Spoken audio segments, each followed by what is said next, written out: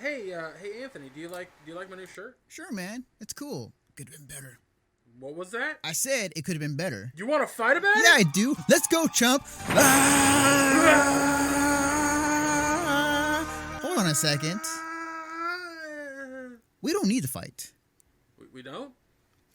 All you need to do is go to 86.com and choose from one of their many designs. Franchises range from Skullgirls to Street Fighter and even BlazBlue. And if you check out 86 through this Twitch channel, use 86.com slash question mark AFF equals 4 to let them know that Mission Star Podcast sent you. Speaking of indies, so the PS5 Sony is around the corner, and people are speculating as far as like what exactly is going to be involved with the new systems, not only Sony but Microsoft as well. And one of the things that came out recently is Sony's kind of not with indies in terms of like what they want to do. And I'll just read the article here. This is from GameWorldObserver.com. Written by, do I have an author on this one? Oh yes, Oleg Natsunako. Sorry, I butchered your name. PlayStation 5. No console for indie titles? Question mark. Sony will not be seeking partnerships with indie or small developers as part of their strategy for PS5. Instead, the console holder will focus on big publishers and AAA exclusives.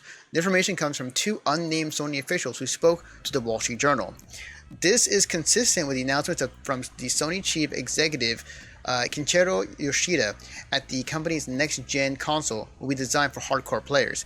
Sony's execs believe that high-quality graphics and the established IP will be driving sales and set the PS5 apart from competitors.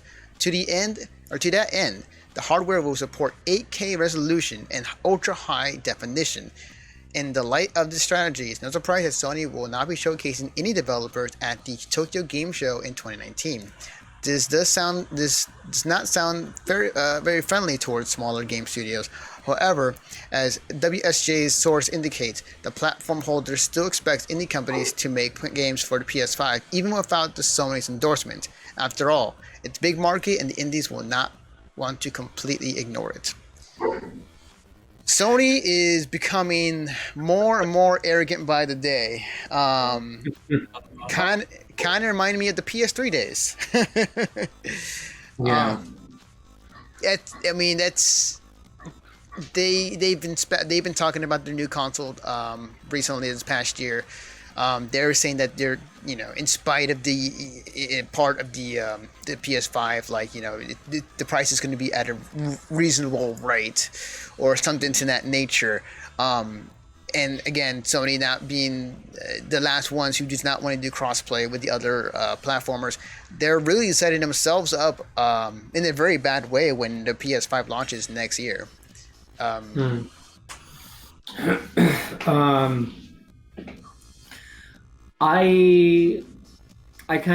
think that the way I took this statement is like, yeah, it sounds like very, very cocky, and it sounds like really kind of fucked up, right? But I think what this guy was basically trying to say is that they're making more of an emphasis on like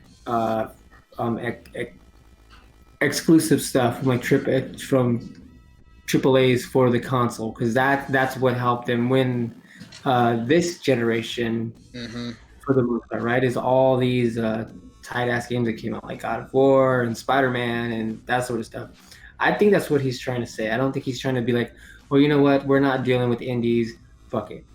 If you look at a lot of indie games, a lot of indie games are going multi-platform because it helps them make money. If you're a startup studio, you don't want to just have your game on one console. Like it's pretty rare to see that. I mean, there are some cases, but as an indie company, I would think you want it on everything you possibly can get it on. If you can get your game on a fucking Game Boy, like put it on there. Just you have more of a bigger audience into where it can touch different people and grow that way. So I mean, I'm thinking that there's obviously going to have indies there. I just think that they're not going to talk about and feature them over the next year or so because they want to they want to give you a reason to buy the PS5 over the Xbox. Like, hey, check it out. We're going to do Bloodborne 2 or Spider-Man 2 or new God of War, this, and this and that. That seems like a much more smarter thing of being like, hey, you can get the new blah, blah, blah indie game, on the PS5. Oh, but it'll still be on the Switch. Oh, it'll still be on the Xbox. Here's the dangerous thing about that, though, Ramen, is one of the big things that everyone has noticed, that Anthony and I have noticed about the game industry, is that things are moving towards indies. People are realizing that spending a fraction of what it costs for a AAA game and getting just as much entertainment is just as worth it as buying a brand new game, buying the $60 game. And if Sony isn't willing to go to the extent of showcasing that they're going to have indies and they're going to have indie support, that might be a very bad thing for them. I get what you're saying. I get where you're coming from, the idea that it's a smart thing for them to kind of showcase the exclusives that they have. But they need to go further than that. They need to take a step further. Yeah, well, I mean, just like to your point, it's just not. It's not a good look. It's not a good look. I think I think it could have been worded differently. I think it was just not a good look because it makes it seem like that they're not going to be friendly to indies and willing to work with them, so say from that statement that they made, you have an indie company who's like, oh well, shit, but we should maybe try to talk with Sony. Let's just go to Xbox, and now or let's go to Switch and be like, okay, our game is going to be on the PS5, but Xbox and Switch, you guys are going to be the one to kind of be like, yeah, like, hey, like first on the Switch or first on the Xbox. Yeah. Absolutely. And then go that way. Yeah. And a small before you finish that thought, Anthony, I do want to mention this. A small trend that I've noticed with gamers in general is that they fucking hate exclusives. Yeah. So don't do that. But all right. Anyway, sorry. Go ahead. No, it's all right. You guys are both definitely right. Like, and on one hand, like, if you're Sony and you want to boost the fact that like the whole reason why the PS4 was one of the most successful consoles of this past generation was the exclusives that they came to the system, and there were bangers, like each one of them for the most part. And that's one thing that they will tout and say like, hey, we're gonna have the most powerful system on Earth, and check out our graphics and check out these awesome new games that are coming pretty soon.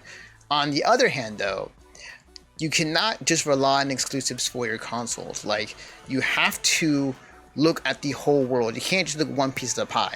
Yeah. Rest of the pie, there's a lot of other games.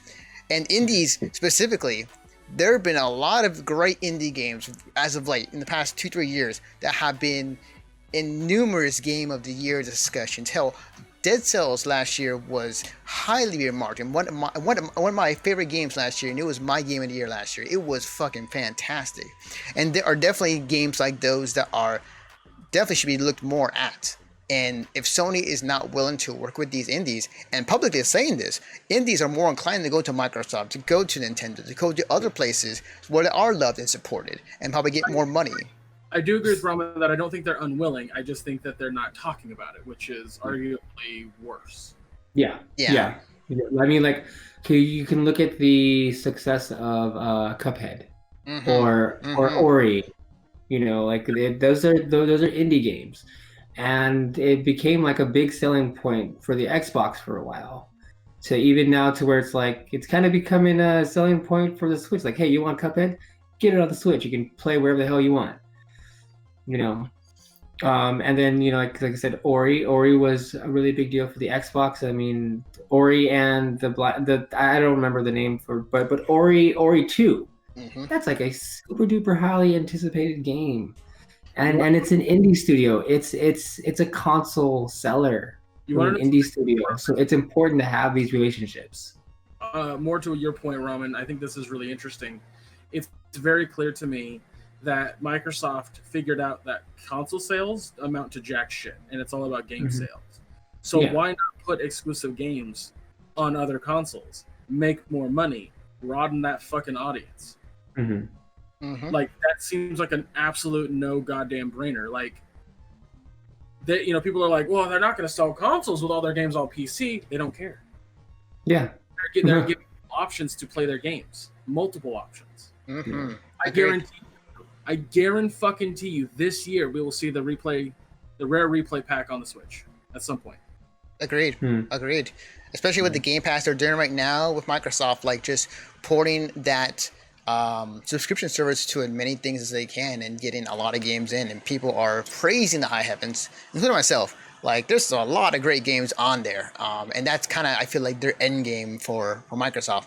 But getting back to the point and ending in this topic, we'll have to wait and see. I think that on the start, I think that indies will look at this and be very mad at Sony and not let it go to other platforms. I think that Sony, I believe Sony will eventually say, like, yes, indies come. We also love you at some point. But if that is the message you're sending, though, it is. I still think it's a bad look, and especially if you are launching a new system next year where you're hoping to bring in a lot of people who want to play awesome games on it that could be indies that people may have not seen that also could be awesome. They could also help you sell more consoles.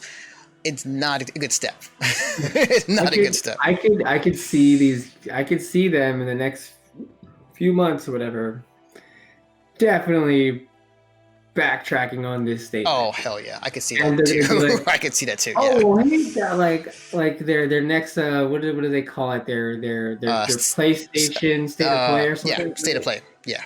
You can see them being like having a whole fucking episode on, hey guys, here's our indie games coming in the next year. Like. Yeah, I could see them fucking backtracking. They probably won't come out and be like, hey, we misspoke, but I could see them kind of doing something. Yeah, I can definitely see it. If they're fucking smart, or if they're just that fucking cocky and don't give that much of a shit. They just fuck it. Like, we're Sony. We're just gonna just win or something. I don't know. I would give them the benefit of the doubt, but I won't be surprised either way, honestly. Yeah. They've been really bold, cocky motherfuckers.